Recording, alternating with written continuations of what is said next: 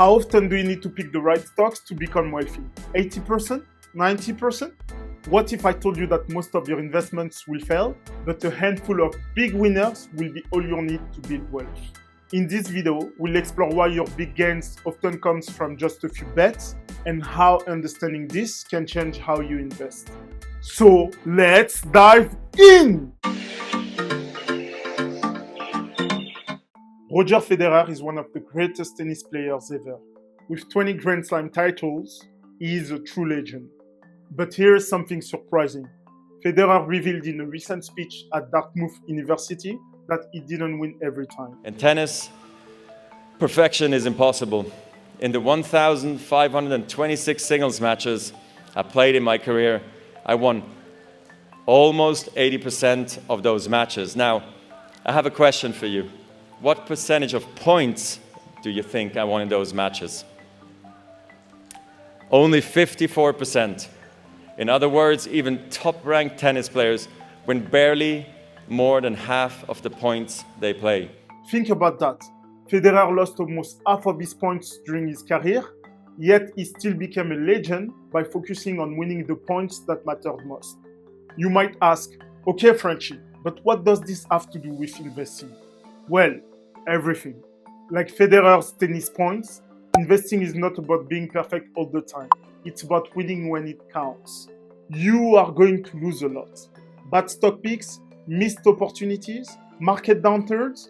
But the question is, are you fixated on the losses or are you focusing on the long game? Even the best investors lose more often than they win. Take Warren Buffett, widely regarded as the greatest investor of all time. Most of his returns came just from a handful of stocks. In his 2022 shareholders letter, he himself admitted, "In 58 years of Berkshire management, most of my capital allocation decisions have been no better than so-so. Some bad moves were rescued by luck. Our satisfactory results came from about a dozen truly good decisions, about one every 5 years." The lesson? Investing involves a high error rate, and accepting this is key to your success. Federer didn't panic over every missed shot because he knew tennis is not about perfection. It's about winning more games and matches over time. Investing works the same way. Most stocks in your portfolio won't be winners, but the ones that succeed can make up for everything else if you avoid catastrophe and stay in the game. What does avoiding catastrophe mean? It means steering clear of big losses that could wipe out your entire portfolio. Because here's the thing, you cannot benefit from compounding if you don't survive the tough times. Here's one of my favorite sayings. Don't forget the man who was 2 meters tall and drowned crossing a river that was only 1 meter deep on average. What's the point? Averages can be deceiving. In investing, surviving on average is not enough. You need to survive every day, especially during the bad days. Failure is part of the process, but that does not mean that you should stop looking for wonderful companies for less than they are worth. Focus on buying businesses with a huge margin of safety. This approach protects you from downside risks and ensures you can weather tough times. In tennis, resilience separates good players from great ones.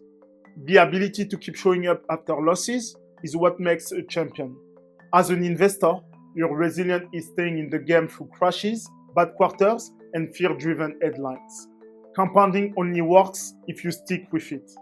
So ask yourself, are you chasing every quick win or reacting to every market dip? Or are you focused on the big picture, knowing a few great opportunities will outweigh the failures? Federer didn't win by being perfect, and neither will you. Most of your investments won't be winners. But if you stay focused on the long game, avoid big mistakes, and buy wonderful companies for less than they are worth, the wins will more than make up for the losses. This is it for today, guys. If you got value from this video, feel free to drop a like. And if you want to receive more content like this, feel free to subscribe. Thank you all and peace out.